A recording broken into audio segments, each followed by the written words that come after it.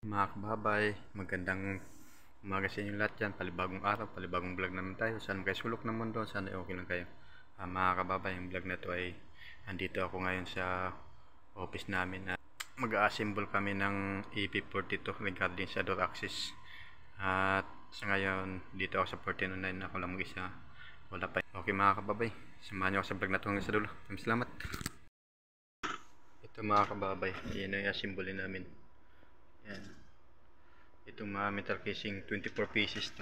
Yan. Ako naglalagay muna ng camlock yan. Ito yung mga metal casing. Ito yung plate na ilalagay namin sa loob ng metal casing. Yan yung paglalagyan namin ng EP42. Yan yung EP42 na sa box. Ayan. Yung mga maliliit na carton at saka suktay. Yan. Dalawa na kami, si Sereno kasama ko. Yan. Okay mga kababay, i-update ko na lang kayo pag makasimbolan ni Sereno yung iba. Pakita ko sa inyo. Hanggang dito lang muna ha. Salamat. Ito na yung natapos namin. Pati ito, binalot na namin sa plastic. Marami pang kulang yan, pero doon nasa site i-set up yung ibang mga devices. Mga device na kulang dyan. Yan, sa ngayon, yan lang muna dalawa kinabit namin.